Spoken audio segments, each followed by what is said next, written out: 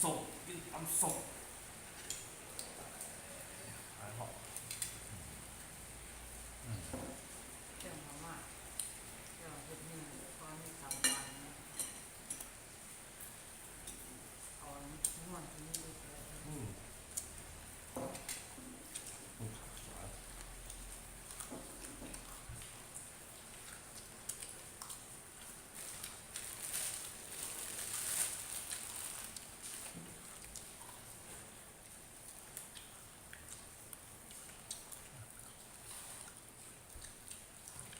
ดูเถอะ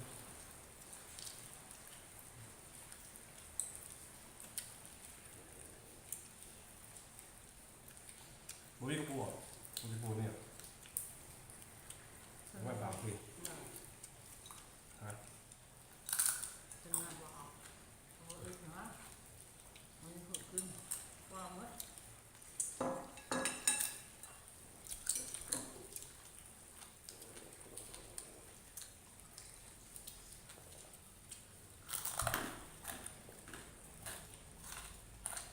เนื้อหวานมัน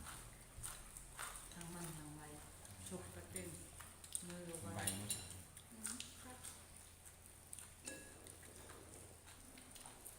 บางคนก็เป็นเยซุปเพราะนั้นเพิ่นจะมักอันนี้คือสมัยกันปีมักซาอีก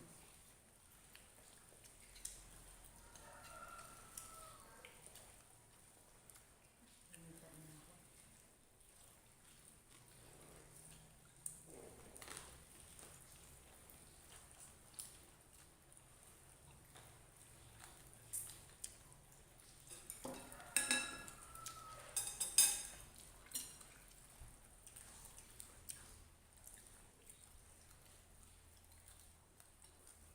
ปันว่า ครับ อืม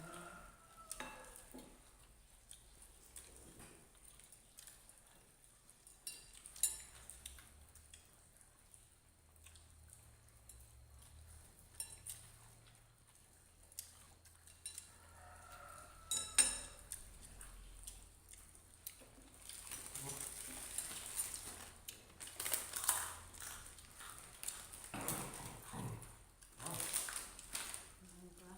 อืมมากเลยครับบ้านสตาร์ อันนั้นเนี่ย นะครับผัดไข่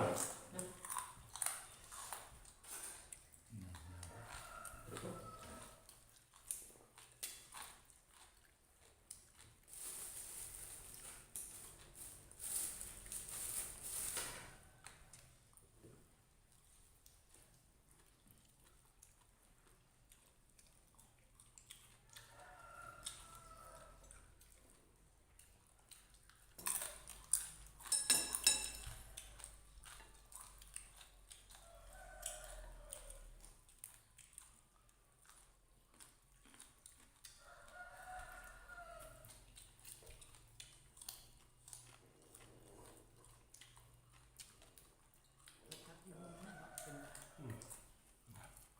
มุม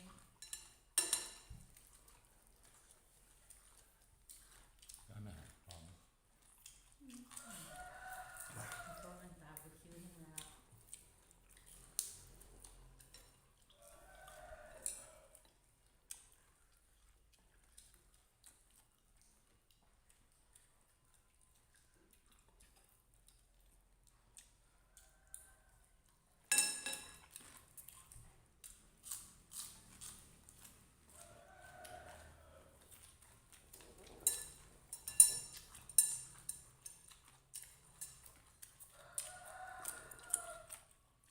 เนื้อหวานขายกันเลยล่ะ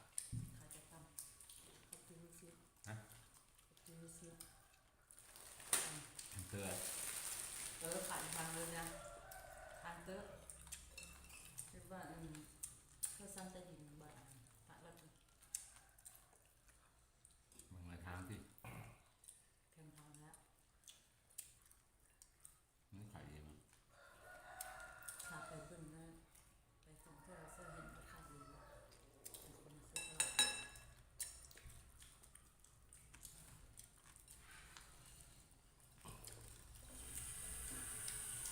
อร่อยดี ที่ตามสิ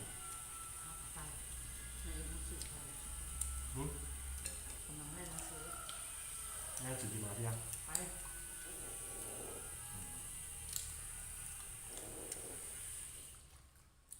ว่าซุ่มหรอครับเป็นอะไร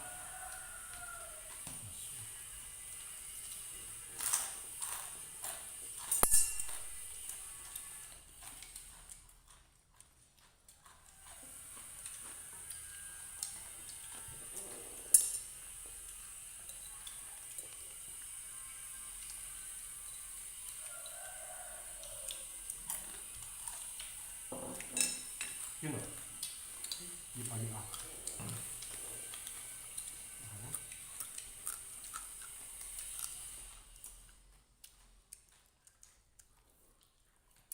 ลืมบอกตอนนั้นมาแล้วนี่ลืมบอกว่าเหลียวหนา เขายังไม่ แล้ว ทำยังไม่ทำเสร็จ ผ้ากันด ดำตอนวิทย์ฝนจริงนั้น ำเขาจะน่าหวังเนาะ ดำแล้วนะมีกำลังด มันมาซื้อเปี้ยมาเลยเขาที่นั่นว่าหาเอามาดำน้ำแบบนี้ไม่ซื้อนะดำไม่ซื้อก็จะมีคนเขาก็ลื่นไปทางนั้นนั่นนึงนะ ำนะอย่างนั้นก็เหลียวมึงก็เห็น ก็เห็นเขาลงไปเอาพันยังพี่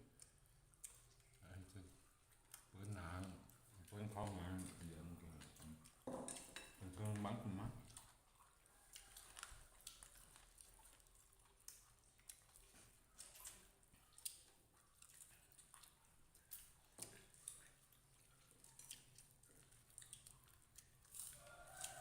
เสียงทุกมือ เก่า เขาคิดว่าตอนนั้นมันอยู่เครื่องมันนุ่มมันจะเดิน เป็นลุงมันว่ามันอยู่เก่งแล้วอันนั้นบุญญาป่าทั้งจำหลานตายว่ามันได้ดีแล้วมันบุกป่าคนใหญ่ดีเลยพวกนั้นคือป่าทางประตูเข้ามันใหญ่ แค่เนื้อเหือง่ายสบายเป็นถึงตัวของเขาเขาเพิ่มตัวเอาแบบนั้นก็จะไปเรื่องนั้นแล้วนั่นมันเขาตัวว่าได้ซาปลาเป็นตัวนู้นนะครับโดยที่ถึงคือก็เรา บุญมาเป็นอันเป็นส่วนเขาเท่านั้นก็ไม่ได้อยากซื้อได้เหลือเขาค่อยกระบอกของเขานะ จะให้ง่ายเขานะ เป็นง่ายอันแบบส่วนนั้นที่เขาไปดูน้ำเขาเก็บมาไว้กันสัก2-3 เที่ยว ไม่จะมาบอกเราเลย เขาจะบอกว่ามึงกระหาร3แบบนั้นร้อยคนนั้นเถอะซื่อ ของเขาละเอ็ดค่อยเอาเท่านี้ปีหนึ่งมันสิ เจ้าเอกคิดท่านเองเจ้าบุได้เจ้าได้ชื่อนะโคตรมันนี่มันได้ คือคนอื่นนะเขาว่า จำส่วนนะ ไปได้หลายทอดก็ได้หลายนะไปได้นะ เขาค้านได้หลายเจ้าของนากันได้หลายค้าน หลายคนบ่ได้เท่ ขนาดกับแฟนดูบางคนเขาแสะเขาจะได้น้ำกันยาก นั่นก็กีฬา ลองใครบ้างเอาเอิ๊บเอ็ดได้2 ต้นกระเทอจะ300 3 ต้นกระเทอ300ให้เอ็ดนะครับ ทำอะไรมันหนาวไหน เนี่ยครับเขาจำในของ เป็นห บ้า ลาน ยหลาย มึนทั้งมึนนะ ไม่น่าจะครับแต่ครึ่งหนึ่ง ครั้งนี้เขาจะไปมันจะนำเพื่ออีกเดือนไม่น่าจะติดปีนป่านเข้าเสีย มากนะ หมดแล้วตอนนี้เราหมด นี่ทำตอง มือตอ ลอง ง ทำตอง ต้องไปเอามาเนี่ยมือซ้ำ เอ็นไปกอเตอร์นี่เป็นไง ก็หรอ ทำอีกปี แล้วฉัน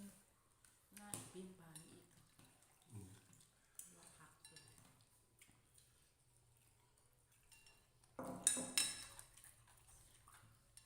อ3 ครั้ง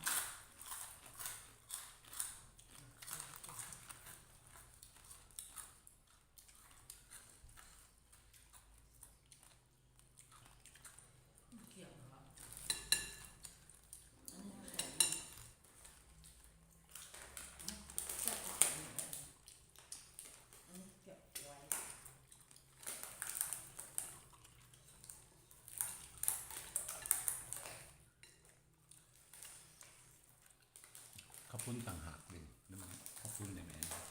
สังหารแล้ว ก็ซื้อมาแล้ว ขึ้นมาแล้วอย่างว่ามีประถมอะไร